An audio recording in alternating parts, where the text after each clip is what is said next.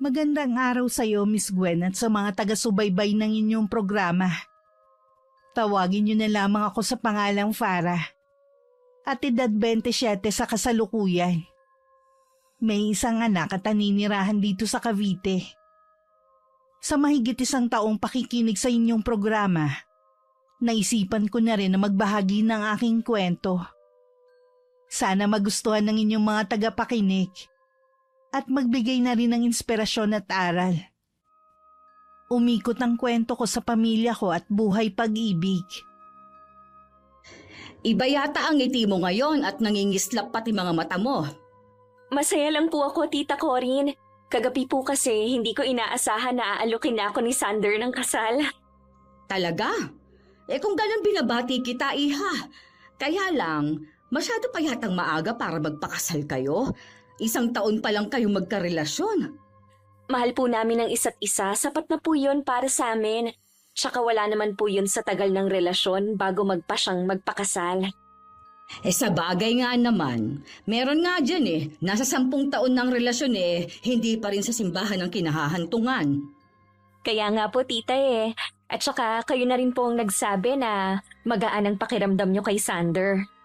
Totoo naman kasi, kumpara sa ibang nanligaw sa'yo, masaya ako para sa'yo. Sa wakas, magkakaroon ka na rin ng sarili mong pamilya. Hindi na ako mag-aalala kung sakali man na mawala ako. Tita naman, huwag nyo naman pong palungkutin ang araw ko. Pasensya ka na, iha. Okay na po, huwag nyo na lang babanggitin ulit. Sige, hindi ko na ulit babanggitin. Sabi po pala ni Sander, sa labas po tayo maghahapunan bukas. Tayo? Ibig bang sabihin kasama ako bukas? Oo naman po, susunduin ko kayo dito bukas pagkagaling ko sa trabaho. Bakit kailangan pa akong kasama? Baka makaistorbo lang ako sa inyo. Kasama din po ang mga magulang ni Sander. Dahil kayo na pong tumatayang guardian ko mula noon, kayo po ang ipapakilala ko sa mga magulang niya. Huwag po kayong mag-alala, ilang beses ko na pong nakaharap ang mga magulang niya. Super mababait po sila. Ano kaya ang pwede kong isuot bukas? Yun pong mga damit na binili ko sa inyo. Pwede po kayong mamili doon. Sa dami ba naman ang ibinili mong damit para sa akin ang hirap mamili kung alin doon ang isusuot ko. Tulungan mo naman ako, iha, na mamili. Sige po, Tita. Mamaya po isukat yung mga damit at tutulungan ko po kayong mamili ng mas bagay na isuot nyo bukas. Salamat, iha. Gusto ko kasi na maging presentable din sa pagharap sa mga magulang ni Sander. Kahit ano naman pong isuot nyo, magiging presentable at maganda kayo sa paningin ng mga magulang ni Sander. 5 kami magkakapatid at bunso ako. Hindi na inaasahan nun ng mga magulang ko ang pagdating ko. Ilang taon din na malagi ang itay sa Saudi para maibigay ang pangangailangan ng pamilya. Kung kailan naisipan na niya na mag-for good dito sa Pilipinas, tsaka naman nabuntis sa akin ng nanay ko. Dahil umaasa na lang sa maliit na negosyong naipundar, ang ginhawang naranasan ng mga kapatid ko ay hindi ko na naranasan noon. Nasa huling taon na ako noon ng high school nung marinig ko ang mga magulang ko na nag-uusap na hindi na ako papapasukin sa kolehiyo. Ang priority kasi nilang makatapos noon ang pang-4 naming kapatid. Mabuti na lang dumating si Tita Corinne na matandang dalagang pinsan ni inay at kinuha ko. Itinuring niya akong parang tunay na anak at pinag-aral sa kursong gusto ko. Salamat, iha, at sinama mo ko. Ang saya at ang bait pala talaga ng mga magulang ni Sander. Sabi ko naman po sa inyo na mababait ang mga yun at saka hindi nyo kailangang magpasalamat. Pamilya ko kayo.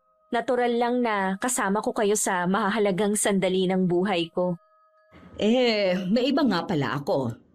Alam na ba ng mga magulang mo ang tungkol sa plano mong pagpapakasal? Hindi ko pa po sila nakakausap Alam ko naman na may tampo ka pa rin sa kanila. Pero magulang mo pa rin sila. At karapatan din nila na masaksihan ang pag-iisang dibdib mo. Hindi pa rin po kasi nagbabago si Itay. Si inay naman lagi sa kanyang kampe. Kahit ang mga kapatid ko nahawa na rin sa pagiging pintasero ng tatay namin. Hindi na nila yun pwedeng gawin sa'yo dahil ang layo na ng itsura mo sa dati. Utang ko po sa inyo ang lahat, tita. Lagi kayong nasa tabi ko para palakasin ang loob ko at suportahan ako sa mga gusto kong gawing pagbabago sa sarili ko. Mula pagkabata, lagi ko nang naririnig ang kwento sa iyo ng nanay mo. Kaya kahit hindi pa kita nakikita noon, nakakaramdam na ako ng awa sa'yo. Kung hindi niyo po siguro ako kinuha noon sa amin, malamang po naging utusan na lang ako ng mga magulang ko at mga kapatid ko. Wala kasi talaga silang balak na papasukin ako noon sa kolehiyo. Magbakasyon kaya tayo sa atin, ano? Kahit ilang araw lang? Parang gusto ko nga po ang idea na yan. Magpapaalam lang po ako sa opisina. Sigurado naman na papayagan ako. Basta dala ko ang laptop ko pwede naman ako magtrabaho kahit saan ako naroon. Yun nga lang po, hindi makakasama si Sander. Busy pa po siya dahil kabubukas lang ng dental clinic. Ay, sayang naman. Hindi natin siya makakasama. Pagkakataon na sana para makilala ng mga magulang mo at kapatid mo ang nobyo mo. Maliban sa pagbabago ng itsura mo, pwede mo pang ipagyabang ang boyfriend mo. Marami pa naman pong pagkakataon na maisama ko sa atin si Sander. Sa bagay nga. Magpahinga na po kayo, tita. Alam ko pagod na kayo. Hindi pa naman kayo sanay magpuyat. Minsan lang naman ito Nag-enjoy talaga ako, Iha. Salamat ulit sa pagsama sa akin, ha? Wala po yun, tita. Dapat nga siguro dalasan yung paglabas kasama namin para hindi kayo naiinip dito sa bahay. Okay lang naman po yun kay Sander. Nako, hindi na. Kapag may mahalaga na lang na okasyon. At kapag kasama ang mga magulang ni Sander. Ayoko namang maging abala sa inyong date ng nobyo mo. Tsaka, minsan naman inilalabas mo ko. Sa susunod po lalabas ulit tayo. Gusto ko lang kasing makabawi sa inyo. Hindi mo kailangan bumawi. Hindi ka man galing sa sinapupunan ko.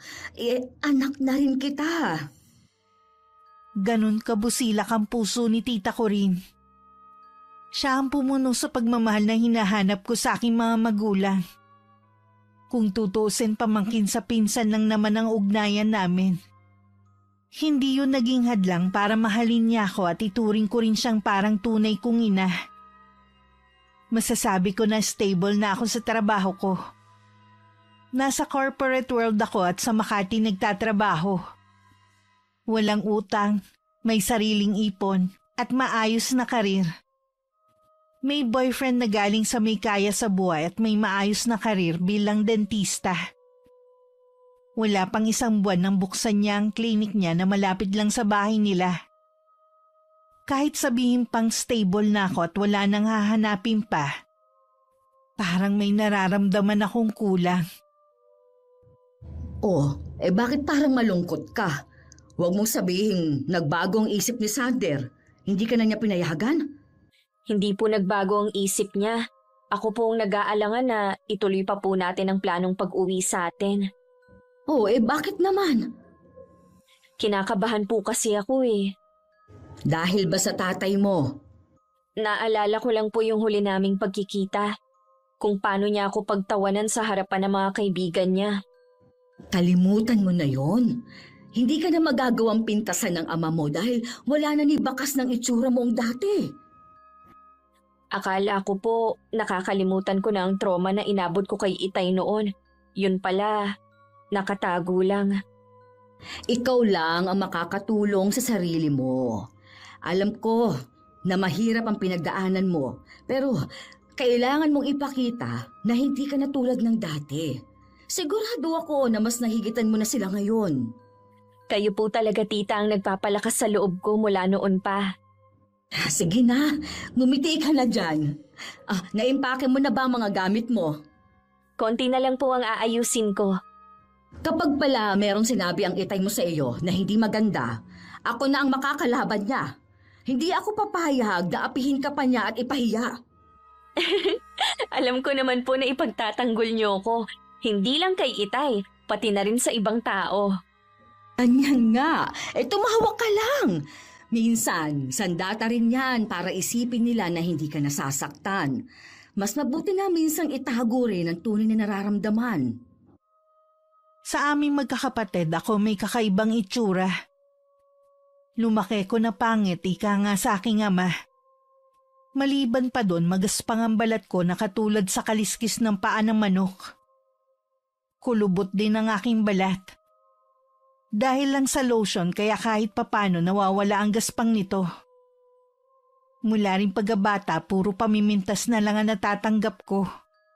Na ang ama ko ang pasimuno. Nasa huling taon na ako sa koleyo nung umuwi ako sa amin dahil piyesta. Doon na ako napuno sa aking ama. Nung gawin niya akong katatawanan sa lahat ng mga bisita. Ni hindi man lang ako ipinagtanggol ng nanay ko. Ako pa ang sinabihan niyang masyadong sensitive. Hindi marunong sumakay sa biro. Sino ba yung mga sakay ng magarang kotse na yon? Si Corinne nga ba yon? Sino kasama niya? Dito nga sila papunta. Ate Maricar, kumusta ka na? Sabi ko na nga ba, ikaw yan eh. Sino yung kasama mo? Nay, ako po ito si Farah. Mano po. Ikaw nga ba yan, Farah? Bakit parang nag-iba yata ang itsura mo? At nakasakay pa kayo sa kotse? Ako nga po, Nay. Kumusta po kayo? Ayos lang naman, anak. Sa loob na tayo magkwentuhan. Dumadami na kasi ang mga osyosero eh. Sige po, sina tatay po pala. Mamaya pa ang uwi nun. Ako lang lagi ang naiiwang mag-isa dito sa bahay. Hindi na po ba dito umuwi si Ate Mariel? Hindi mo pa nga pala alam, no? Ikinasal na ang ate mo nung nakaraang taon. Dito lang din sa barangay sila nakatira, sa biyenan niya. Hindi ko po alam na ikinasal na pala si ate. Pasensya ka na, anak, ha, kung hindi ka na nasabihan nun. Naiintindihan ko naman po. Kahit sino naman sa mga kapatid kong ikinasal hindi ako sinasabihan. Tingin nila panira lang ako sa kasal nila. Kasi Ayos lang po, Nay. Alam ko naman po ang dahilan nila. Nahihiya silang ipakilala ako na kapatid nila. Ang layo ba naman ang itsura ko sa kanila eh. Ngayon ang ganda-ganda mo na. Hindi nga kita nakilala eh. Ano bang ginawa mo, ha? Nung magkatrabaho po ako, nag-ipon ako at tsaka ako nagpaayos. Ganun pala. Siguradong magugulat ang itay mo kapag nakita ka. Hindi na po ako siguro niya ngayon pipintasan. Hindi mo pa rin pala nakakalimutan ang ginawa sa'yo ng tatay mo. Yun siguro ang dahilan kaya hindi ka na umuwi dito eh. Hindi ko naman po kayo nakakalimutan. Kaya nga po lagi ako nagpapadala. Nagpapasalamat nga pala ako sa perang ipinapadala mo. Minsan kasi gipit kami ng tatay mo eh. Napeste kasi ang mga baboy na alaga namin. Naubos lang ang puhunan namin. Wala rin namang ibinibigay ang mga kapatid mo eh. Hayaan niyo po, Nay. Dadagdagan ko ang padala ko sa inyo sa susunod. Ngayon palang nagpapasalamat na ako sa'yo. Teka lang ha, ikukuha ko kayo ng merienda. Nung pumasok si Inay sa kusina, ginala ko naman ang paningin ko sa kabuuan ng bahay. Napansin ko na yun pa rin ang dating itsura. Mas pinaluma pa nga lang ng panahon. Sa nakikita ko, hindi na rin nila pinag-aksayahang iparenovate. Marami ding alaala ang nag-uunahan sa isip ko. Hindi nga lang masasayang alaala kaya agad ko yung inalis sa aking isipan. Ilang sandali lang bumalik na rin si Inay dala ang 2 basong juice. Oh, uminom muna kayo. Alam ko pagod kayo sa biyahe. Salamat, Ate Maricar. Ang dami niyo namang dala. Magtatagal ba kayo? Oo, te. Magbabakasyon sana kami dito ng ilang araw, kung okay lang naman. Okay lang naman. Mabuti nga yun para makasama naman namin si Farah. Ganon din po ako, Nay. Gusto ko rin po kayong makasama. Siya nga pala, Farah. Sabihin mo na sa nanay mo. Anong ibig mo sabihin, Iha? Kasi po, Nay, ikakasal na po ako. Ha? Kanino naman? Kay Sander po. 1 taon na po kaming magkarelasyon. Nakausap na rin po ng mga magulang niya ang tita Corinne. Ganun ba? Di wala na palang problema. Plano ko rin po na papuntahin siya dito para makaharap niyo. Mabuti naman kung gano'n at inaalala mo pa rin kami. Siyempre naman ate, magulang pa rin kayo ni Farah. Sige na, inumin niyo na ang juice na inihanda ko. Aayusin ko lang yung kwarto na tutulugan niyo. Kasalukuyan kami noon nasa kwarto ni Tita Corinne nang dumating ang tatay ko. Grabe ang kabog ng dibdib ko ng mga oras na yun. Bahagya pa nga ako nagulat nung kumatok si inay sabay tawag sa pangalan ko. Sabi niya gusto raw akong makausap ni Itay. Inayos ko muna ang sarili ko bago lumabas. Nakatayo sa gitna ng sala si Itay at napakunot ang noo habang nakatingin sa akin. Lumapit ako at inabot ang kamay niya para magmano. Kamusta po kayo, Tay? Ikaw nga ba yan, Farah? Bakit parang nag-ibang itsura mo? Sabi ko naman sa'yo kanina malaki na ang ipinagbago niya. Hindi lang itsura mo nagbago, pati katayuan mo sa buhay. Sa'yo ba yung kotse sa labas? Hiniram ko lang po yan, Tay. Mas maginhawa po kasi ang biyahe namin pauwi dito kung may sasakyan. Ganun ba? Sabi ng nanay mo magbabakasyon kayo rito. Opo, kasi gusto ko kayong makasama ni Inay. Bakit inabot pa ng 5 taon bago ka umuwi dito sa atin? Abala lang po kasi ako sa trabaho Abay, 4 na oras lang naman ang biyahe papunta dito sa atin. Kung gugustuhin mong umuwi anong mga oras magagawa mo.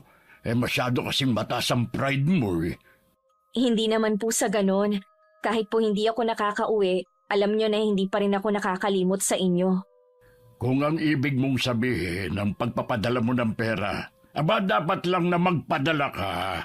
Kulang pa nga kung tutuusin sa gastusin dito Dadagdagan ko na lang po sa susunod. Aasahan ko yan, ha? Bakit nga pala gumanda ka ng ganyan? Nagparitoke ka ba? Matangos na kasi ilong mo Kuminis na rin ang balat mo. Opo. Siguro dyan na lang naubos ang sahod mo, no? Pangarap ko po kasi na mabago ang itsura ko para hindi na ako mapintasan ng kahit sino. Alam mo, para, mas mahalaga pa rin ang ugali kesa itsura.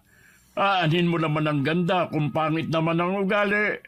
Di wala rin. Bakit po kayo, Tay? Wala nang ginawang iba kundi laitin ang itsura ko. Mabait at masunurin naman ako sa inyo, Ano ka mo? Farah, mabuti pa tawagin mo na ang Tita Corinne mo. Kakain na kamo tayo ng hapunan. Sige po, Nay. Maiwan ko po muna kayo. Ay, palagay ko kaya nagpaganda ang anak natin dahil sa'yo. Bakit naman ako magiging dahilan niya? Nakalimutan mo na ba? Mula pagkabata wala ka nang ginawa kundi pintasan ng anak natin. Totoo naman na pangit siya noon. Ikaw naman kasi sa dami ng pwede mong paglihihan, paapa ng manok. At saka may edad ka na kasi noon nung pinanganak mo siya. Kaya puro latak na lang ang nakuha niya. Sana naman magbago ka na sa pakikitungo sa kanya. Palagay ko si Farah ang magbibigay sa atin ng kaginhawaan na hindi natin naranasan sa 4 nating anak. Hindi ako sigurado. Hanggat nasa poder siya ng tiyahin niya, malabo ang sinasabi mo. Siguradong kinokontrol siya ni Corinne. Hindi naman siguro. Kita mo nga na pinapadalhan niya tayo Kala mo naman napakalaki ng pinadadala niya sa atin. Di ba narinig mo naman dadagdagan niya ang perang pinapadala niya? Bago umalis si Farah, kausapin mo na paayos tong bahay natin kaysa maubos ang pera niya sa pagpapaganda. Babanggitin ko sa kanya sa ibang araw. Pagtatagal naman sila dito Habang nandito sila, hinga mo ng pambili ng pagkain. Alangan naman na tayo pa magpapakain sa kanila. Nagbigay na nga si Farah kanina. Kaya nga nakabili ako ng masarap na ulam. Para tuloy ako nagutom. Maghain ka na nga para makakain na tayo. Dahil matagal na akong hindi kumakain ng hapunan ng mga magulang ko at si tita ko rin lang ang kumain nung gabing yun. Nagkulong lang ako sa kwarto at inayos ang mga ipamimigay ko sa pamilya ko. Ano na ba ang kinakain niyang si Farah ngayon? Kumakain pa rin naman siya ng kanin, pero madalas sa umaga lang. Puro salad na lang ang kinakain niya. Yung ba yung mga dahon? Abay, maraming damo sa paligid. May kasama pang bulaklak. Kung gusto niya, ipangunguha ko siya bukas. Ano ka ba, Nicandro? Hindi magandang biro yan. Ayoko na magsasalita ka ng ganyan kapag kaharap ang anak mo. Hindi ka pa rin pala nagbabago, kuya. Ginagawa mo pa rin katatawanan si Farah. Biro lang naman yun. Masyado naman kayong seryoso. Ano nga palang ginagawa ni Farah sa kwarto? Inaayos niya ang mga ipamimigay sa inyo. May mga pasalubong pala siya. Dapat kanina pa niya yun nilabas. Nagpahinga muna kasi kami. 4 na oras lang naman ang biyahe. Napagod kayo? Siya nga pala. Totoo ba na abala si Farah kaya hindi nakakawi? Oo, katunayan nga niyan. Mula na magtrabaho siya ngayon lang siya nakapagbakasyon. Kasalanan naman niya yun. Ayaw niyang magbakasyon kung pwede naman yata. Nabanggit pala ng anak mo na ikakasal na siya. Talaga? Kanino naman? Sander ang pangalan. Mukhang okay naman yung boyfriend niya. Mabuti may nagkagusto sa kanya. Oo nga pala. Maganda na nga pala siya ngayon. Ewan ko lang kung yung dati pa niyang mukha, kung may magkakagusto sa kanya. Matanong nga kita, kuya. Bakit ba ganyan ang trato mo kay Farah? Ano naman ang ibig mong sabihin ko rin? Mula pagkabata kasi, hindi mo na minahal si Farah. Yung 4 mong anak, pinag-aral mo. Pero ang bunso mo, wala kang plano. Ginagawa mo lang siyang katatawanan sa lahat ng oras. Nakita mo naman siguro kung ano itsura ni Farah. Sa tingin mo kaya sinong ama ang matutuwa? Dapat ikaw na ama ang unang nagtatanggol sa kanya. Pero ikaw pa ang nangunguna sa pamimintas sa anak mo. Kahit ano pang itsura niya, dapat lang natanggapin mo siya at mahalin. Kayo naman ang gumawa sa kanya at hindi naman niya kagustuhan na maging magulang kayo. Wag naman sana kayo magtalo sa harapan ng pagkain. Pasensya ka na, Ate Maricar. Nawala na ako ng ganang kumain. Magpapahinga na lang ako. Maiwan ko na kayo. Tignan mo ang ginawa mo. Ano bang ginawa ko? Wala naman na.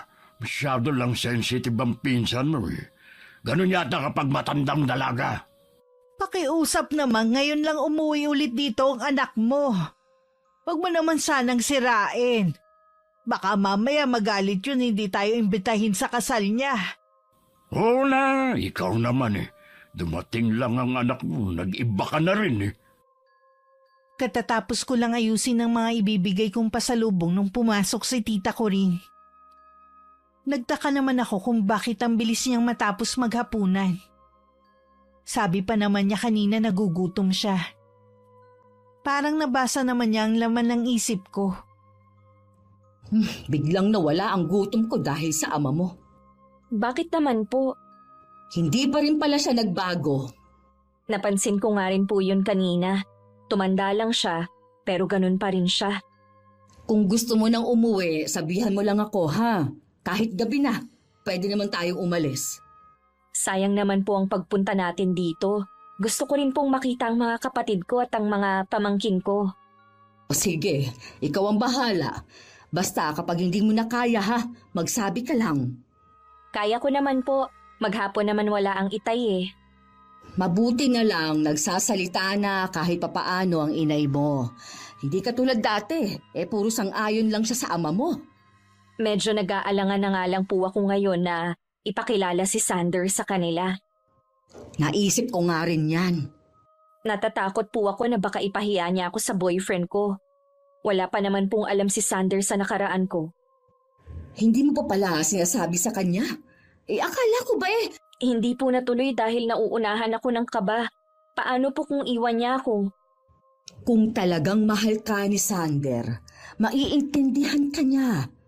Paano po kung hindi niya matanggap na pangit ako dati? Ibig sabihin lang nun, hindi ganun kalalim ang pagmamahal niya. Pero sa tingin ko naman, mahal na mahal ka niya. Tsaka ko na lang po siguro iisipin ang tungkol sa bagay na yan kapag nakauwi na tayo. Tumawag na ba siya sa'yo ngayon? Chat lang po. Kapag ganun busy po yun. Oh, mamaya ka pa ba matutulog? Inaantok na kasi ako Mauna na po kayong matulog. Hindi pa po kasi ako inaantok. Oh, mauna na ako sa'yo ha. Bukas na lang ulit. Nang mga sandaling yun, nagtatalo pa rin ang mga magulang ko sa kwarto nila. Sa kauna-unahang pagkakataon kasi, pinagtanggol ako ng nanay ko sa tatay ko.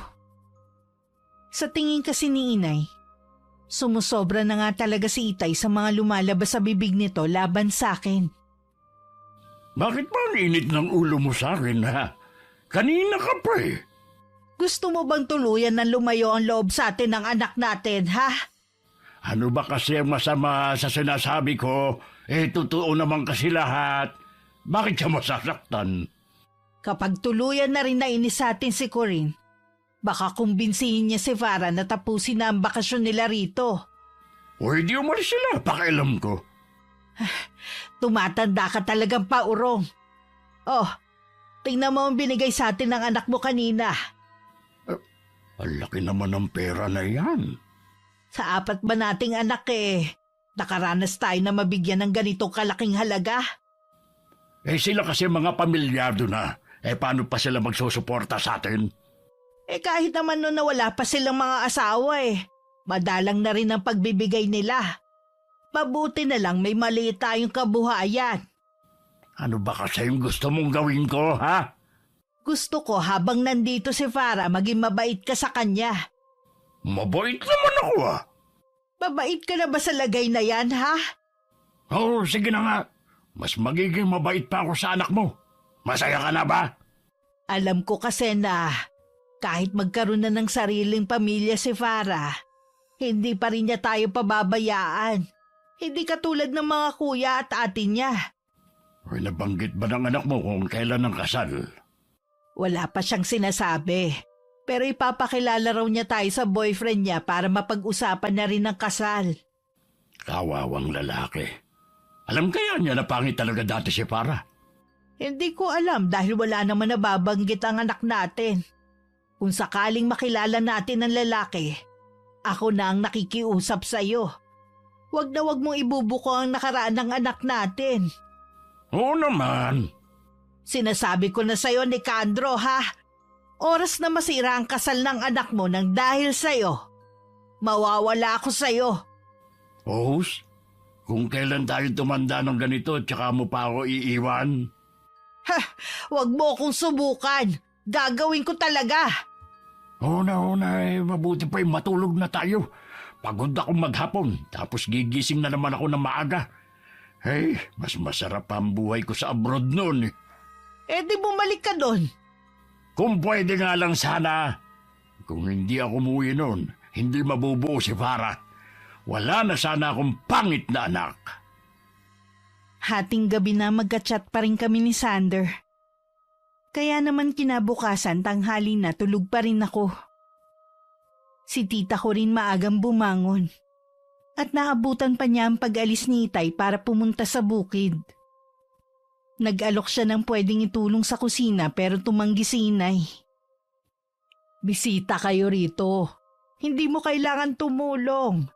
Magtimpla ka na lang ng kape mo. Hindi naman ako ibang tao para umasta na parang bisita dito.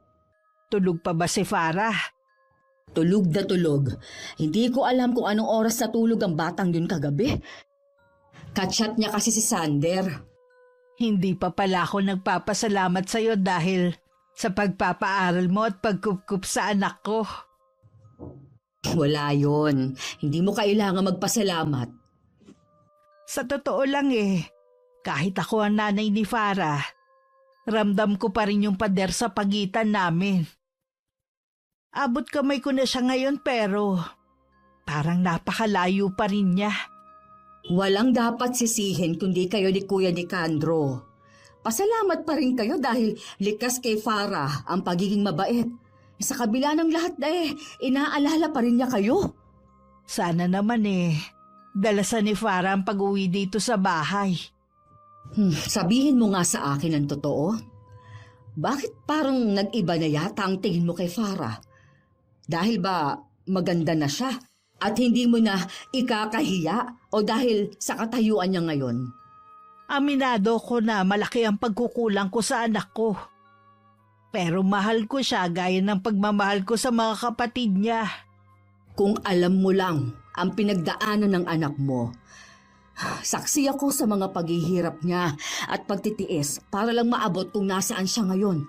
Sana naman, hindi sirain ang asawa mo. Walang gagawin si Nicandro na pwedeng ikasira ni Farah.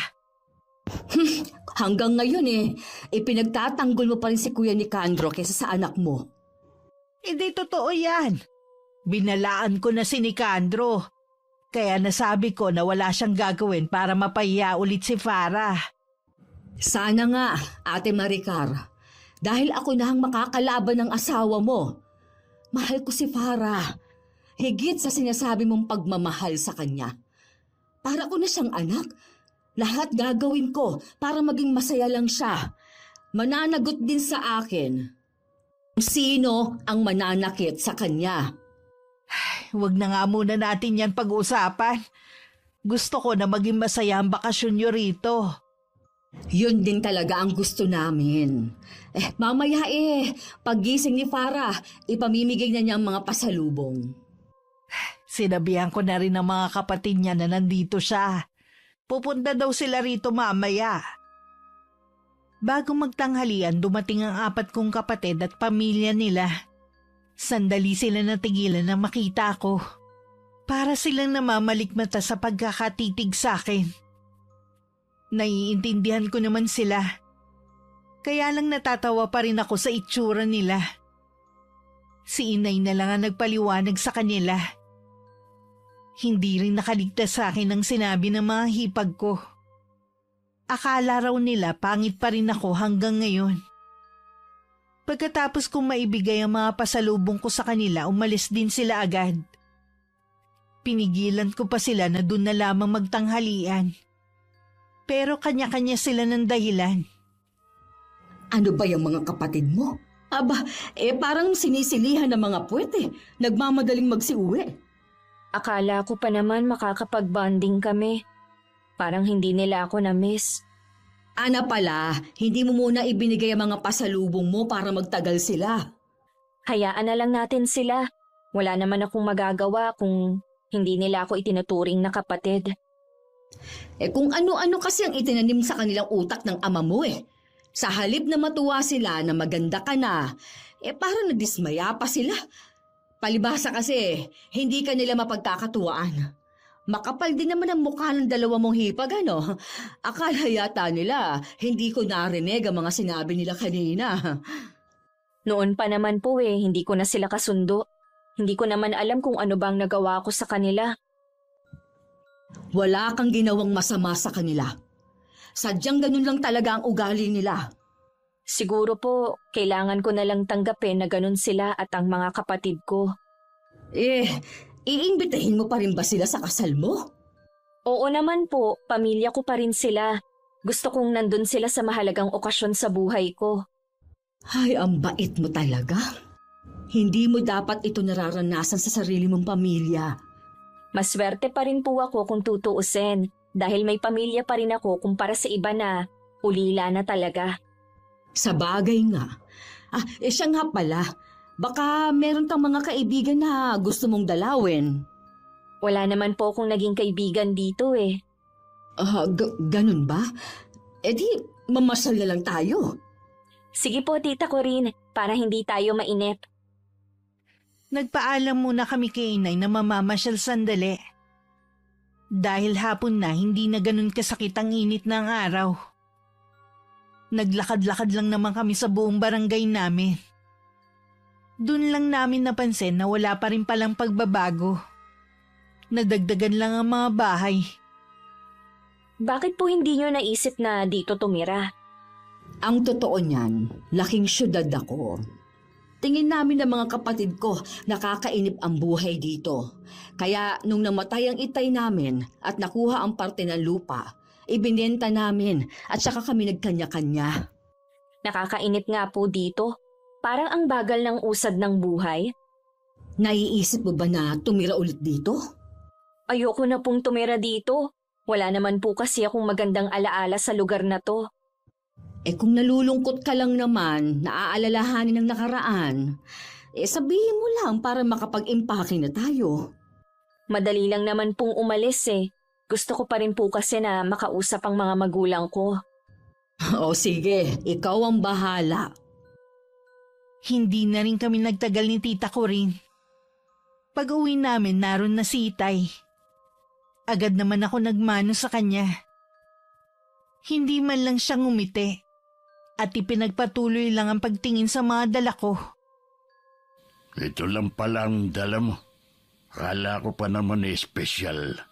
Kaya siguro hindi rin nagtagal dito mga kapatid mo kanina. Hindi ko po kasi alam ang dadalhin, kaya puro pagkain na lang. Okay na rin to. Pampulutan ng iba. Pagtsatsagaan na lang namin ang mga ito. Umiinom ka pa rin pala, kuya? Oo naman, pero madalang na nga lang.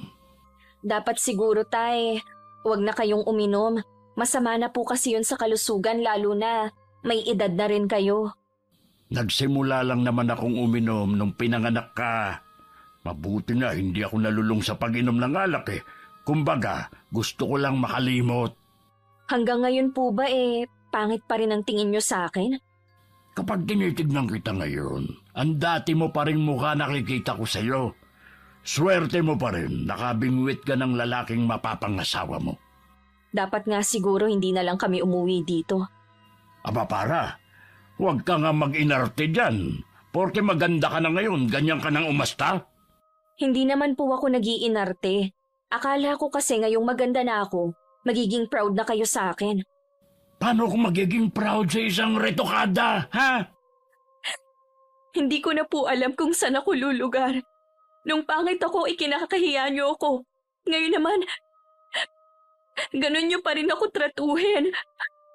Kahit na anong gawin mo, hindi na magbabago ang trato ko sa'yo. Kaya huwag ka nang umasa pa na matutuwa ako sa'yo.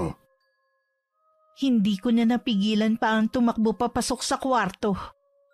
Agad naman akong sinundan ng tiyahin ko. Sa loob ng silid doon ako umiyak dahil sa sama ng loob. Nawalan na rin ako ng pag-asa na magagawa akong mahalin ni Itay. Mabuti pa, aayusin ko na ang mga gamit natin.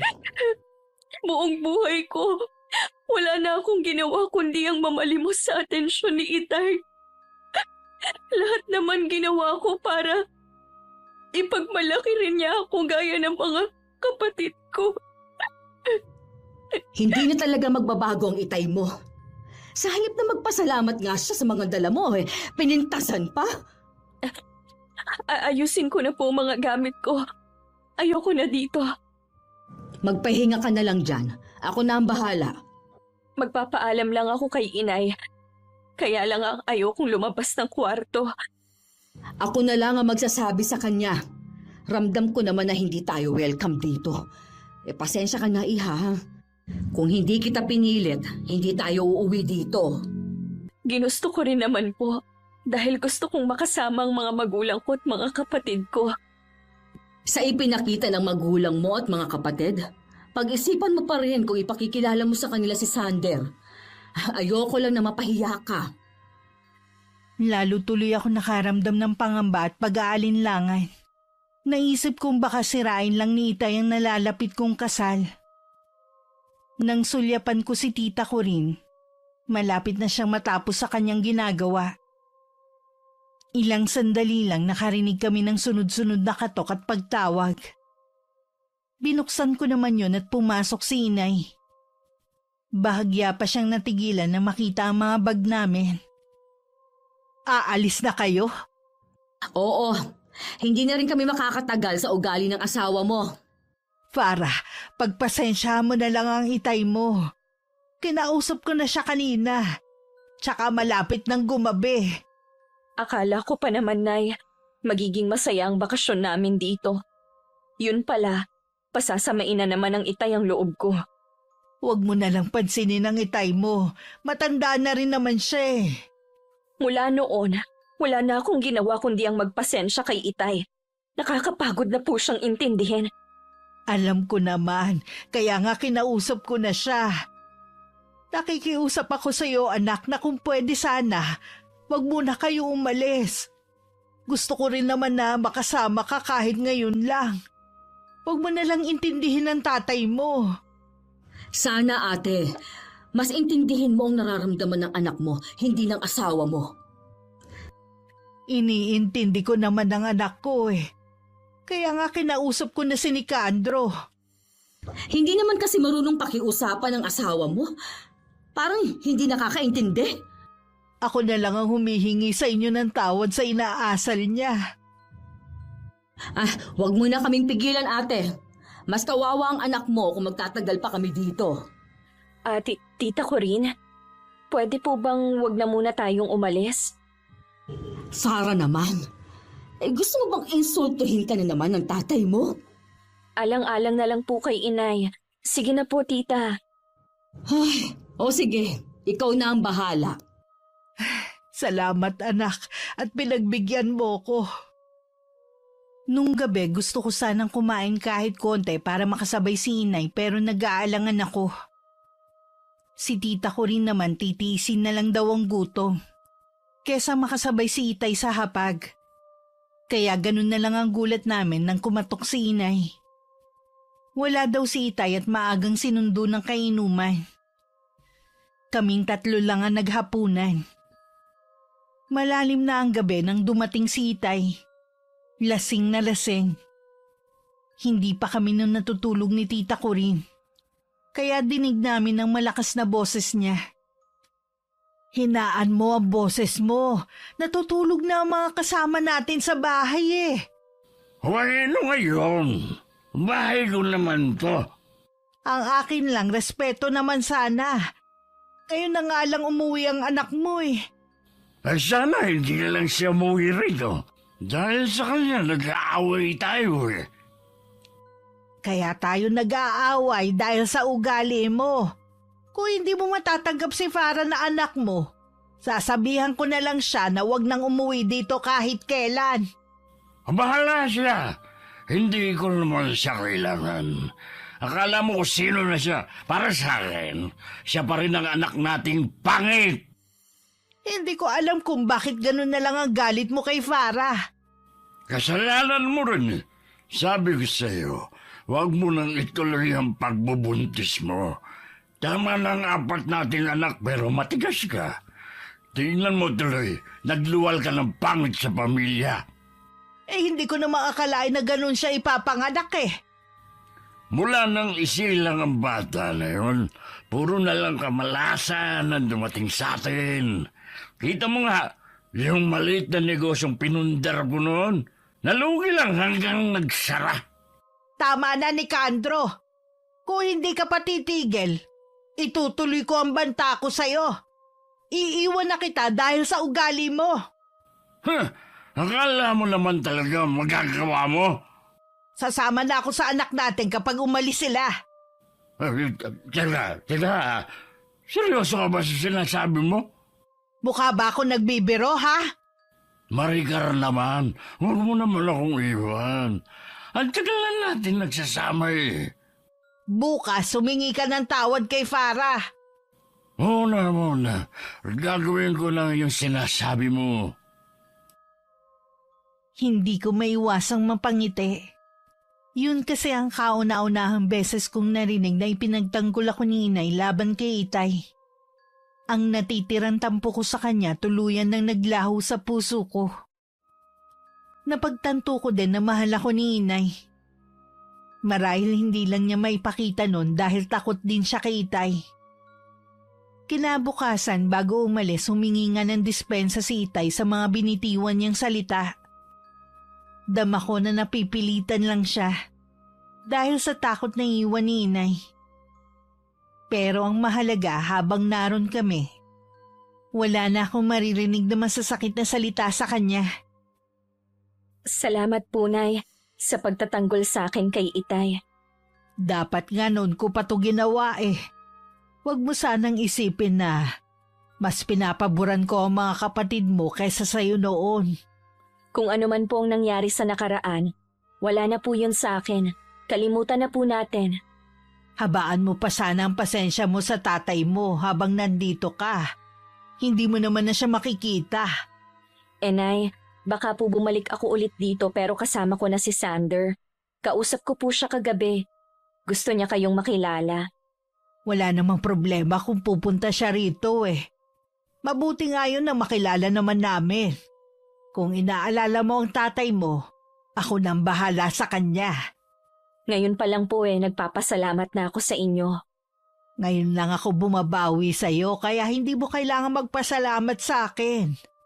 Siya nga po pala, Nay. Magsabi lang kayo kung may kailangan kayo, ha? Kung ano na lang ang ibigay mo anak, hindi ko naman tatanggihan eh. Wala naman kami na itulong sa pag-aaral mo. Kaya wala kaming karapatan na humingi sa'yo. Gusto ko lang pong mag-share ng kung anong meron ako. Kaya wag na po kayong mahiya. Ikaw na ang bahala, iha. Napansin ko po, Nay, luma na tong bahay natin. Akala ko po ba ipapaayos ito ni Kuya noon? Ang dami nga nilang plano sa bahay na to eh. Hindi naman natuloy. Mag-iipon lang po ako para maipaayos natin ang bahay natin. Paano mo pa magagawa yun mag-aasawa ka na? Siyempre, iba na ang prioridad mo. Nag-usap naman po kami ni Sander na kahit kasal na kami, magtatrabaho pa rin po ako. Mas okay pa rin po kasi ang may sarili akong pera. Tama ka naman, iha. Huwag mo kaming gayahin ng tatay mo na walang ipon. Masyado kasi kaming umasa na hindi kami pababayaan ng mga kapatid mo eh. Hindi ko po kayo pababayaan ni Itay kahit may sarili na akong pamilya. Pangako ko po yan sa inyo. Yung maalala mo lang kami, sapat na sa akin. Alam kong nahihiya lang si inay na magsabi ng kailangan nila. Pero desidido na ako na tulungan ng mga magulang ko sa abot ng aking makakaya. Nung sumunod na araw, wala naman ako naririnig na anuman kay Itay. Pinanguha pa nga niya kami ng buko at ilang prutas na tanim niya. Nasa silid ba yung magtita? Ang anak lang natin ang nandun. Si Corinne may pinuntahan na dating kakilala. Nabanggit mo na ba kay pare yung mga kailangan natin? Nagkukusa naman ang anak mo eh. Mabuti pa rin kung sasabihin mo. Baka kung ano-ano lang iibigay niya. Pag-iipunan daw niya ang pagpapaayos ng bahay natin. Pag-iipunan pa? Ibig sabihin wala siyang pera? Meron naman siguro, hindi nga lang sapat. Ilang taon na siyang nagtatrabaho wala pa rin siyang ipon. Paano yata puro pagpapaganda ang inuuna? Wala na tayong pakialam doon. Sariling pera naman ang ginagastos niya eh. O ba'y dapat tayong inuunan niya, makabayad man lang siya ng utang na loob sa atin? Ano bang utang na loob ang sinasabi mo dyan, ha? Mula nung tumuntong sa high school nun si Farah, siya na nagpapaaral sa sarili niya. Kung ano-anong nilalako niya para lang makapag-aral siya. At kaya siya nakapagtapos ng koleyo dahil kay Corinne. Sa kanya may utang na loob ang anak natin. Kung hindi dahil sa atin, wala sana siya sa mundong ito. Oo nga, pero sama ng loob lang naman ang ibinigay natin sa kanya. Habang nandito siya, ngayon ko lang naisip ang mga pagkukulang ko sa kanya. Pero gusto pa rin niya tayong suklian ng kabutihan. Wala na ibibigay niya, tanggapin mo. Huwag mong kalilimutan na wala na tayong maaasahan sa apat nating anak. Humihingi nga ako kay Arnold ng pang-abono, wala daw siyang pera eh. Lintik na buhay talaga to. Susubukan ko kung makakahingi ako kay Farah mamaya. Huwag mo lang subukan, pilitin mo. Alam mo naman yung mga kalakal na lang ang kinabubuhay natin. Malapit nang dumilim nang magising ako. Hindi ko alam kung dumating na ba si Tita Corinne. Bumangon na lang ako at pumunta sa kusina. Naabutan ko si inay na nagluluto na ng hapunan. Napahaba yata ang tulog mo, iha. Oo nga po eh. Dumating na po ba si Tita Corinne? Hindi pa nga eh. Baka nawili sa pakikipagkwentuhan. Tutulungan ko na po kayo, Nay. Huwag na, iha. Baka maulingan ka pa. Kahoy pa rin kasi ang gamit natin dito eh. Baka madumihan lang ang kamay mo. Maupo ka na lang dyan at kwentuhan mo na lang ako.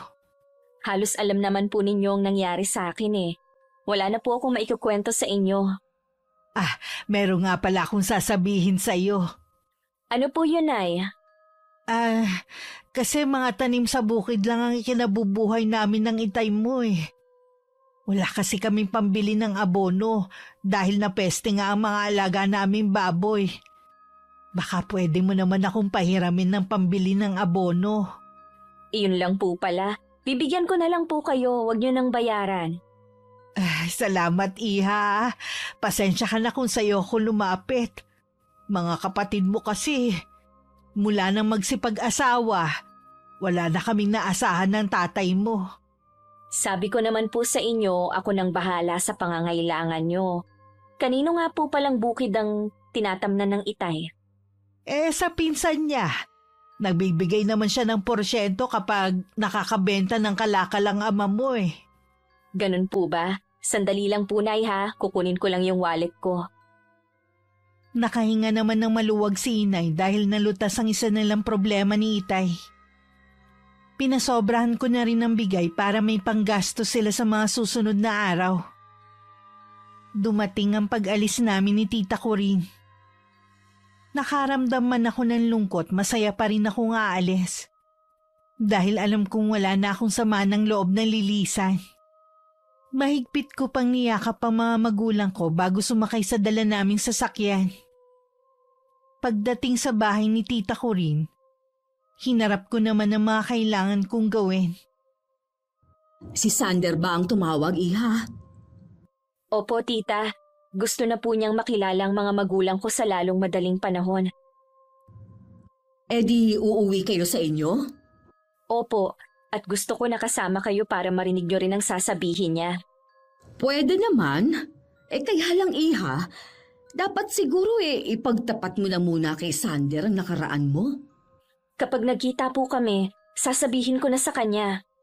Hindi naman siguro malaking bagay sa kanya yon. Dahil uso naman talaga ang mga retoke ngayon. Pero mas mabuti na rin na sabihin mo pa rin sa kanya. Ay, sana lang po kapag nagkaanak kami, hindi magmana sa akin ang magiging anak namin. Masyado mo namang kinawawa ang sarili mo. Sa tingin ko lang ha, baka may ininom ang inay mo noon kaya gano'n ang itsura mo. Di ba nga, tutulang itay mo na magbuntis ulit ang inay mo? Sabi naman po ni inay dahil sa paglilihi niya sa akin ng paa ng manok. Posible rin. Mabuti pa, huwag na natin pag-usapan ng bagay na yan. Yung tungkol na lang sa inyo ni Sander ang isipin mo. Oo nga po excited na po ako sa kasal namin. May petsa na ba kayong napili? Meron na po, pareho namin gusto sa summer para siguradong hindi uulanin ang kasal namin. Okay rin yan. Sabihan mo lang ako para matulungan kita, ha? Opo, Tita. Nung makita kami ni Sander na pag-usapan namin ang pagbabakasyon namin ni Tita Corinne sa amin. Maging ang tungkol sa kasal namin. Nagtakda na rin kami ng araw kung kailan kami uuwi sa amin.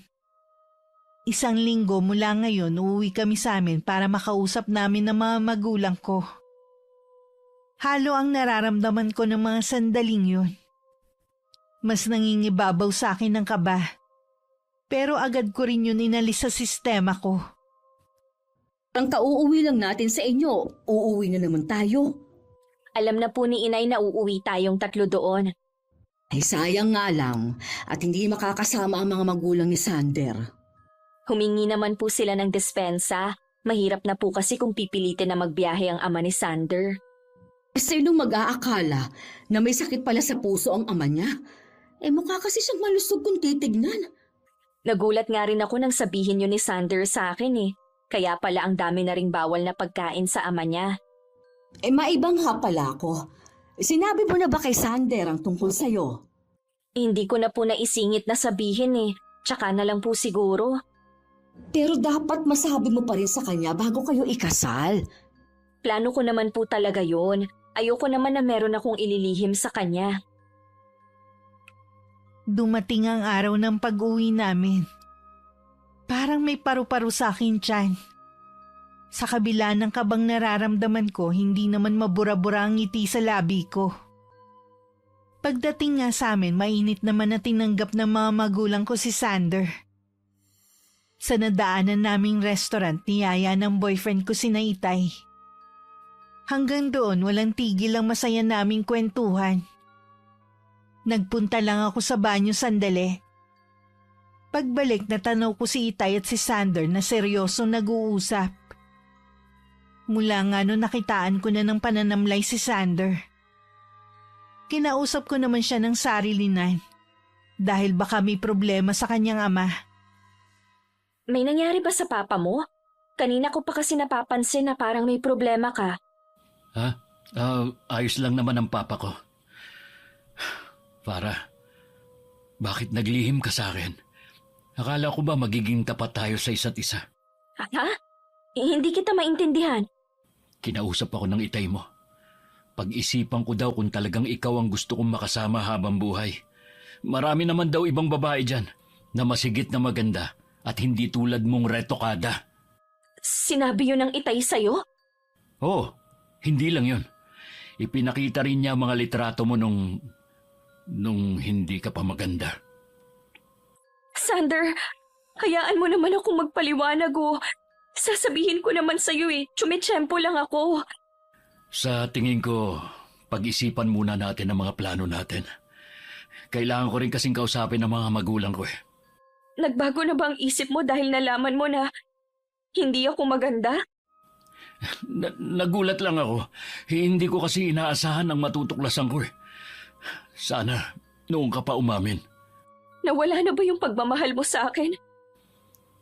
Hindi ganun kadali na mawawala ang pagmamahal ko sa'yo. Ang gusto ko lang sana bigyan pa natin ng panahon na makilala ang isa't isa. Alam ko na. Sige, hindi na kita pipigilan na umalis. Patawarin mo ko, Farah. Bigyan mo pa ako ng panahon.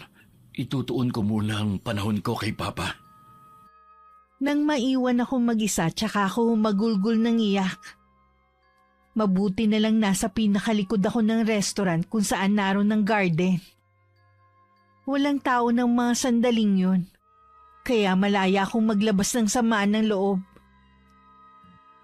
Nandito ka lang pala. Kanina pa namin kayo hinahanap ni Sander. Nasaan nga pala siya? Teka, bakit ka umiiyak? Wala na po si Sander. Umalis na po siya, tita. Ha? Bakit? Ano bang nangyari? Nalaman na po niya ang totoo. Nagtapat ka na ba sa kanya? Bakit naman ngayon pa? Hindi po ako. Si Itay po ang nagsabi sa kanya kung ano-ano pa pong sinabi niya kay Sander. Ipinapakita pa niya ang mga litrato ko noon.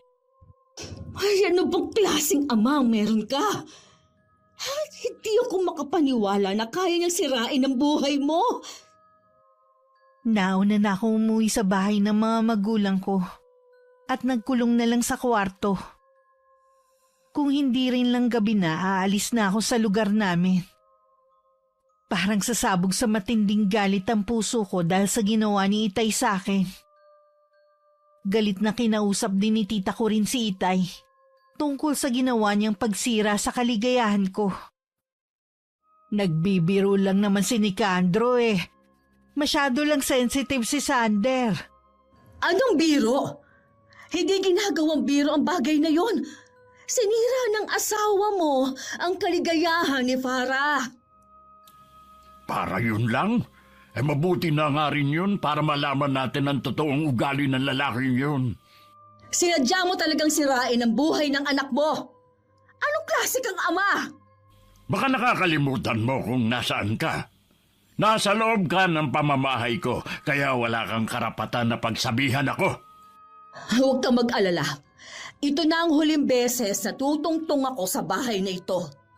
Wag naman sana kayong magtalo. Kailangan tayo ni Farah ngayon. Alam ko na nasasaktan siya. Hindi niya kayo kailangan. Ako lang ang kailangan niya mula pa noon. Tanging ako lang ang nakakaintindi sa kanyang pinagdadaanan. Wala na kayong ginawa, kundi saktan at ipahiya siya. Ikaw, Kuya Nicandro, pagsisisihan mo ang ginawa mong ito sa anak mo. Ba't bumalik ka nga rito? Huwag mo akong tatalikuran! Hayaan mo na lang siya. Ikaw naman kasi. Bakit mo naman ginawa yun sa anak natin? Malay ko naman na wala palang alam ang boyfriend niya na retokada siya. Alam kong galit na sa atin ang anak mo. Huwag ka na ring umasa na magbibigay pa siya sa atin. Bakit ba siya nag-iinarte? Totoo naman kasi na pangit siya. Tanggapin na lang niya yon. Nakakaawa naman si Sander kapag nagkatuluyan sila. Paano kapag nagkaanak sila ng pangit? Paano niya ipaliliwanag yun sa lalaki, ha? Labas na tayo dun. Wala na tayong pakialam pa. Mabuti pa, ipagtimpla mo na lang ako ng kape. Hindi na ako nakainom sa restaurant eh. Ang dami ko pa namang nakain. Gusto ko lang bumaba ang kinain ko. Magtimpla ka ng kape mo. Bahala ka dyan. Hoy! Huwag mo akong tatalikuran. Pareho kayong bastos ng pinsan mo. Ay, lintik talaga. Ako na naman ang napasama. Isang kakilala ni tita ko rin ang pinakiusapan niya na maghatid sa amin sa sakayan. Bago pa man lumiwanag ang paligid, umalis na kami sa amin. Buong biyahe, tahimik lang ako at nakatingin sa malayo. Pagka-uwi namin, tuluyan na ako nagbago. Ayoko nang pumasok nun sa trabaho. Gusto ko na lang magkulong sa kwarto. Nawalan na ako ng pag-asa na mabuhay. Iha, pupuntahan ko si Sander. Huwag niyo pong gagawin yan. Nagdesisyon na siyang iwan ako. Kung ayaw niyong magalit ako sa inyo, huwag kayong makikialam sa akin. Hindi ko kasi matiis na makita kang nahihirapan. Walang dapat sisihin kundi si Itay. Sa dami ng pwedeng maging ama, bakit siya pang naging tatay ko? Hindi ko siya mapapatawad sa ginawa niya sa'yo. Maraming beses ko nang pinalampas ang ginawa niya. Pero hindi ang isang ito. Kailangan siya magbayad. Ayoko na silang maging magulang. Ayoko na silang makita kahit kailan. Kahit puro hindi magaganda ang ginagawa nila sa akin, gusto ko pa rin silang tulungan. Pero bakit puro pananakit na lang ang ginaganti nila sa akin? Tahan na, Iha. Mararanasan din ng ama mo ang mga ginawa niya sa'yo. Pangako yan. Tita, bakit ba puro na lang pagdurusa ang dinadanas ko? Masaya ka naman na. Kaya lang, mula na magkaroon ka ulit ng koneksyon sa mga magulang mo, doon ulit nagsimula ang kamalasan mo. Hindi pa kasi ako nakontento na kayo ang kasama ko eh. Sana hinayaan ko na lang na malayo ako sa kanila. Naiintindihan naman kasi kita. Alam ko na nangungulila ka sa pagmamahal ng mga magulang mo at hindi ko yun kayang punan kahit gaano pa kita kamahal. Mula ngayon, tuluyan ko ng pinuputol ang relasyon ko sa kanila. Sa bawat araw na lumilipas na hindi ako nagiging maayos ang lagay, parang dinudurog ang puso ni tita ko rin. Kahit ano rin ang pag-aalon niya sa akin, mas pinipili kong magkulong na lang sa kwarto. Lalo pa ako nalugmok sa matinding kalungkutan nang mabalitaan namin na umalis papuntang ibang bansa si Sander at ang mga magulang niya. Isang araw na pasukan na lang ako ni tita ko rin na wala ng malay at duguan. Napatili na lang siya habang pilit akong ginigising. Mabuti na lamang narinig ng mga kapitbahay ang paghingi niya ng tulong. Agad ako naitakbo sa pinakamalapit na ospital. Huwag mo na ulit gagawin na maglaslas ng pulso, ha?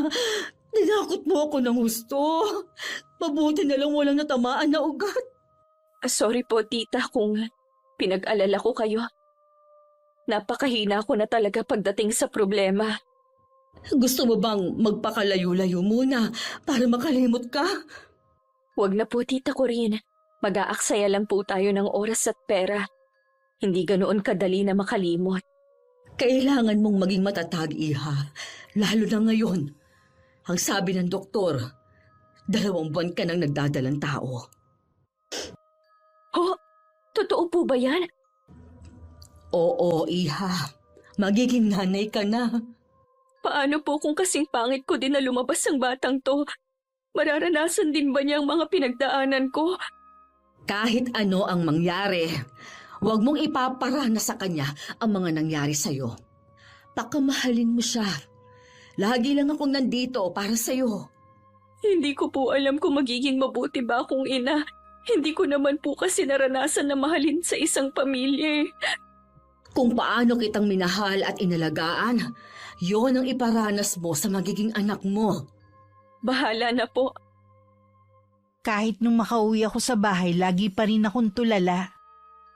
Mabuti na nga lang napipilit na akong kumain ni Tita Corinne. Lingid sa akin, may pinaplano na pala siya. Kung paano makakaganti sa tatay ko sa pamamagitan ng kulam. Isang kakilala ang nagturo sa kanya kung kanino siya pwedeng lumapit. Malaki nga lang ang hinihingi pero hindi na niya yun inisip. Ilang araw lang tumatalab na ang orasyon kay Itay. Inakala lang ni Inay dahil sa pagod at katandaan na rin ang pagkakasakit ng aking ama. Ay, paano kaya yan? Wala ka nang iinuming gamot bukas. Nilapitan ko na lahat ng mga anak natin eh. Wala rin silang pera. Lumapit ka na ba kay Para? Ay di ba nangako siya na tutulungan tayo? Sa tingin ko nagpalit na siya ng numero eh. Hindi ko na kasi siya makontak. Wala rin palang isang salita ang babaeng yun eh. Baka sinadya na rin niya naputulin ang koneksyon sa atin dahil sa ginawa mo. Para yun lang, kakalimutan niya na tayo bilang magulang niya. Ang tigas din kasi ng ulo mo eh. Hindi ka nakikinig sa akin. Kahit kasi maganda na ang anak mo, wala ka pa rin ginawa kundi pintasan ng dati niyang itsura. Sa hindi ko makalimutan ang pangit niya mukha eh. Minsan naiisip ko na baka anak mo siya sa ibang lalaki. Nicandro, hindi ako makapaniwala na pinag-iisipan mo ako ng ganyang kasamang bagay. Kahit nung nasa abroad ka, hindi man lang ako natukso na tumingin sa ibang lalaki. Nagtataka lang kasi ako kung bakit bukod tangi siya lang ang pangit sa magkakapatid. Baka dahil din sa mga iniinom ko noon na pampalaglag. Walang dapat sisihin kundi ako. Wala ka na rin kasing ginawa nun kundi ang magalit sa akin dahil sa biglaan kong pagbubuntis. Kaya sinubukan kong ilaglag pero makapit si Farah. Gusto niya talagang mabuhay. Eh, subukan mo pa rin na tawagan. O di kaya si Corinne ang tawagan mo. Hindi niya sinasagot ang tawag ko eh. Alam kong galit din siya sa akin. Puntahan mo kaya sila. Alam mo naman ang bahay ng pinsan mo eh. Hindi maaaring wala tayong pera. Gusto ko nang magpa-doktor. O sige, kakausapin ko ang mga anak mo. Kung sino ang pwedeng magbantay sa'yo habang wala ako. Kahit nahihiya si Inay, kinapalan na lang niya ang mukha na puntahan kami para humingi ng tulong. Nagulat naman si Tita Corinne na mapagbuksan siya ng pinto. Pinapasok naman niya si Inay sa loob. Pasensya ka na kung bigla na lang akong sumulpot ng walang pasabi. Hindi ko kasi kayo makontak ni Farah eh. Nasa na nga palang anak ko? Nasa kwarto siya at nagpapahinga. Ano ba ang kailangan mo? May sakit kasi ang tatay niya eh. Kailangan namin ng tulong ni Farah. Pagkatapos ng ginawa ni Kuya Nicandro sa anak ninyo, hihingi pa rin kayo ng tulong? Saan naman kaya kayo kumuha ng kakapalan ng mukha, ha? Wala na talaga kami mahinga ng tulong eh. Kailangan ipa-check up sa doktor ang ama niya bago pa lumala ang kondisyon nito. Matagal nang walang trabaho si Farah. Ha? Akala ko maganda ang trabaho niya. Mula nang maghiwalay sila ni Sander, hindi na siya bumalik sa dati. Nagtangka din siya magpakamatay. Mabuti na lang dumating agad ako at nadala namin siya sa ospital. Gusto ko siyang makita. Baka lalo lang kasing makasama sa kanya. Ayaw na niyang magkaroon ng koneksyon sa inyo. Sisilipin ko lang siya. Pakiusap naman. Sige. Sumunod ka sa akin. Nandito ang kwarto niya. Naramdaman kong may nagbukas ng pinto pero hindi ako lumingon. Alam ko kasing si tita ko rin lang yun. Nang marinig ko ang mga yabag na papasok, tsaka lang ako nagsalita. Hindi pa ako nagugutom, tita. Anak, Anong ginagawa niyo dito? Tita, bakit niyo siya pinapasok dito? huwag ka magalit sa tita mo. Ako nagpumilit. Mabuti pa, Ate Maricar. Lumabas na tayo. Pakiusap anak, kausapin mo naman ako kahit sandali lang. Sinira niyo ang buhay ko. Siguro naman masaya na ang asawa niyo. Buntis ako at walang ama na magigista ng anak ko. Maraming salamat sa inyo, ha? Bakit hindi mo ipaalam kay Sander ang lahat? Wala na siya. Hindi ko na siya kayang abutin. Kaya umalis ka na. Kalimutan niyo na ako bilang anak. Patawarin mo ko, anak.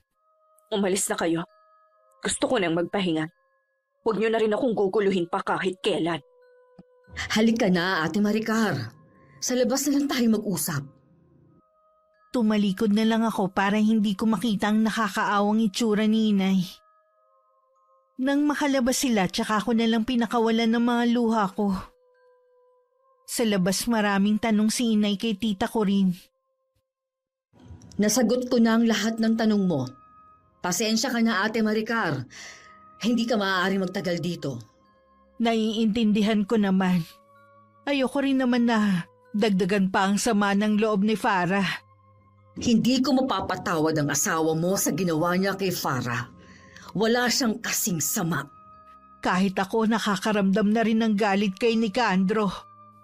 Parang ayoko na siyang makita at makasama. Ilang taon din ako naging bulag sa mga ginagawa niya. Ngayon lang ako natauhan. Magagawa mo ba siyang iwan sa gitna ng karamdaman niya?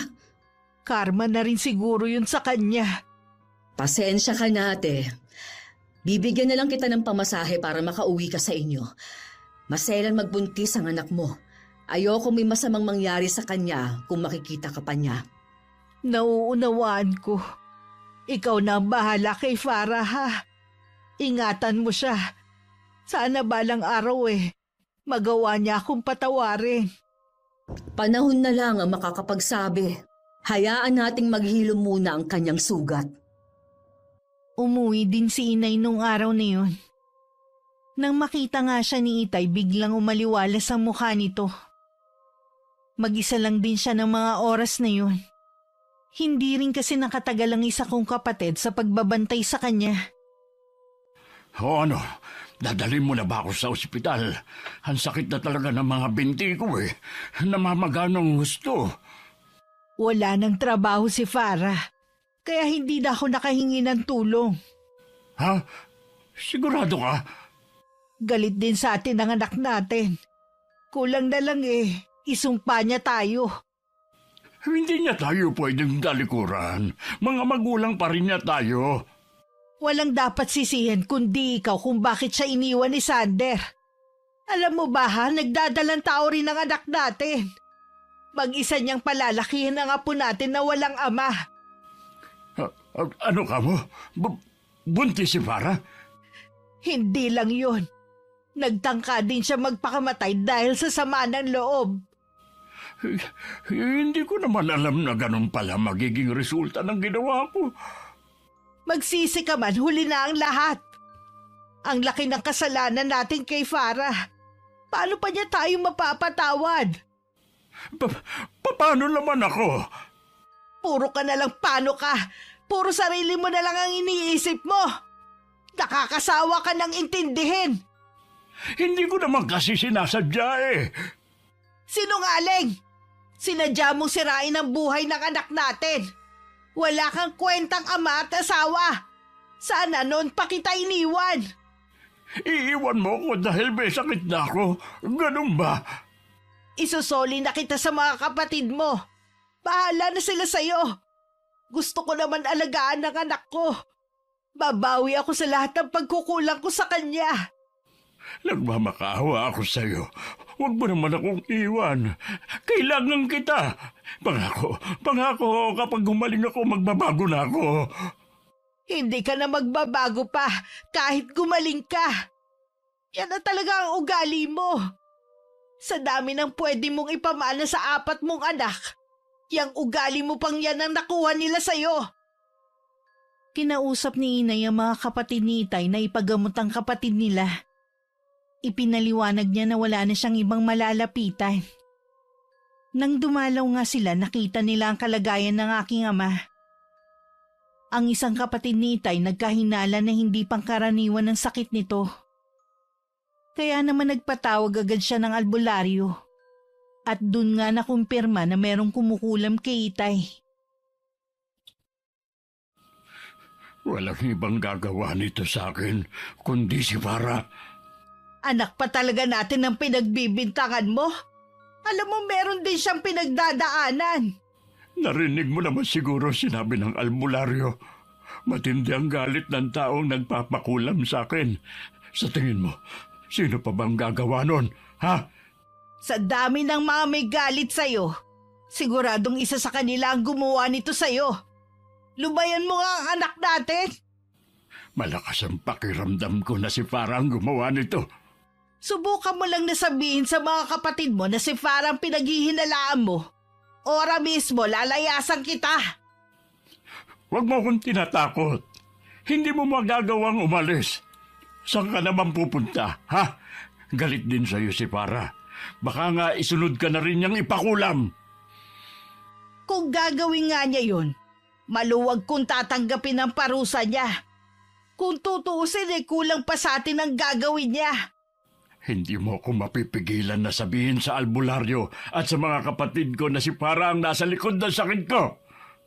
Magkakasubukan tayo ni Kandro.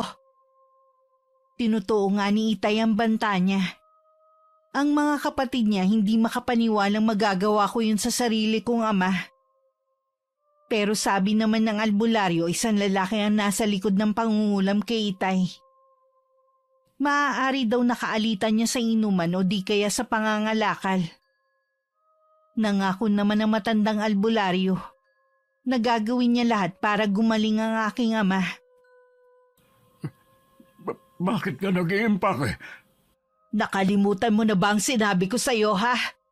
Oras na sabihin mo sa mga kapatid mo na si Farah ang pinaghihinalaan mong kumulam sa'yo. Iiwan na kita. Huwag mo namang gawin sa akin to. Maawa ka naman sa akin. Hindi naman sila naniwala eh.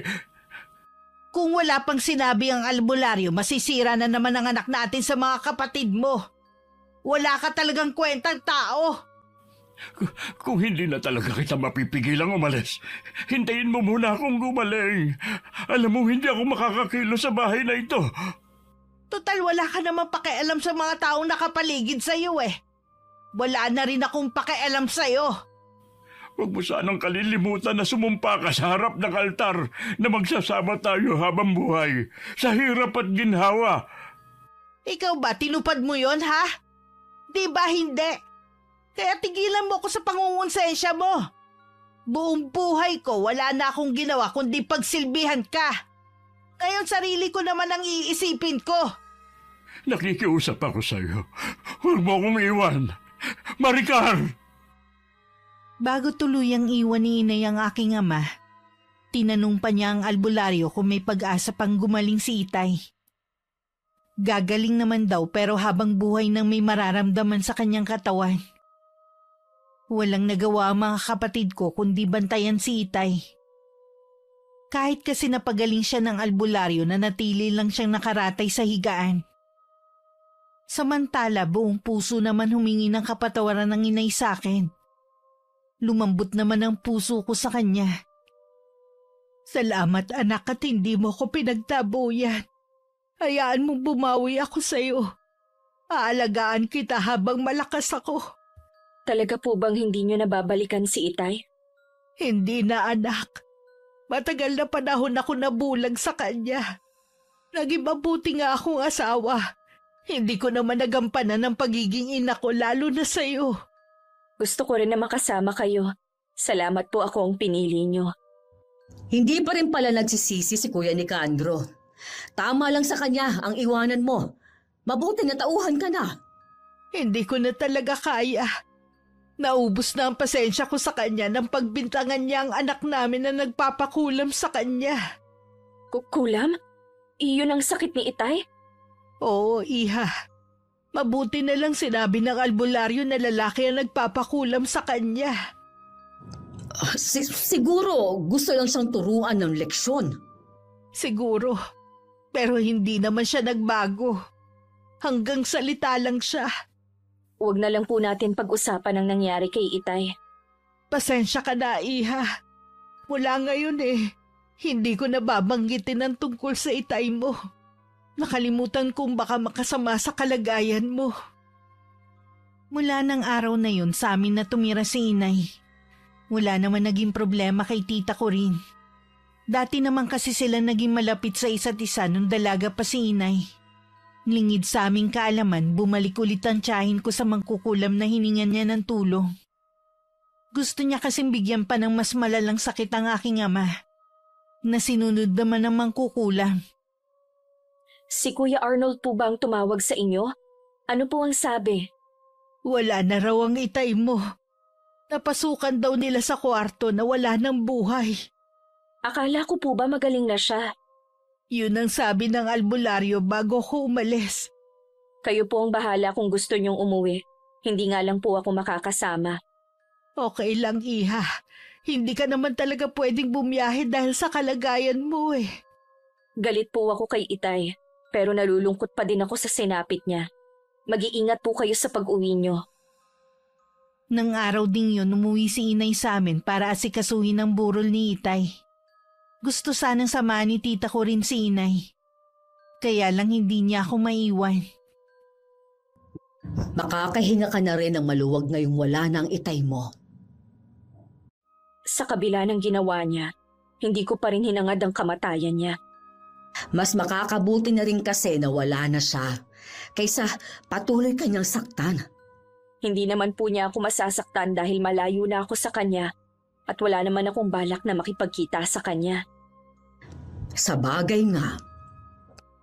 Kanina ko pa po napapansin na kanina pa kayo silip ng silip sa labas ng bintana. Ano po ba ang tinitingnan ninyo? May hinihintay kasi akong bisita. Ha?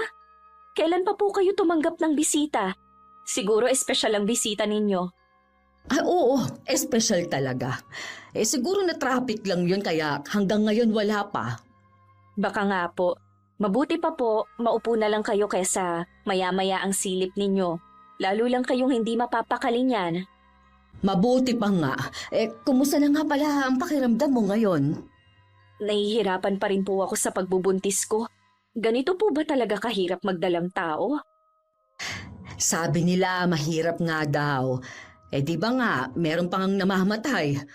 Lagi daw nasa hukay ang isang paa ng mga buntis. Natatakot po tuloy ako. Huwag kang matakot. Basta sundin mo lang ang mga bili ng OB mo. Sinusunod ko naman po.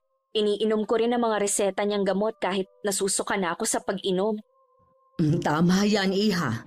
Sandali ha, nandito na ihata ang bisita. Sino ba kasi ang bisita mong yan, tita? Malalaman mo rin. Naghintay lang ako sa may sala habang nakaupo. Hinahaplos ko lang ang tiyan ko dahil naninigas na naman. Kulang na lang lumabas ang puso ko nang makilala ang taong kasabay na pumasok ni tita ko rin. Ilang sandali rin bago ko makahanap ng sasabihin. Sander? Anong ginagawa mo dito?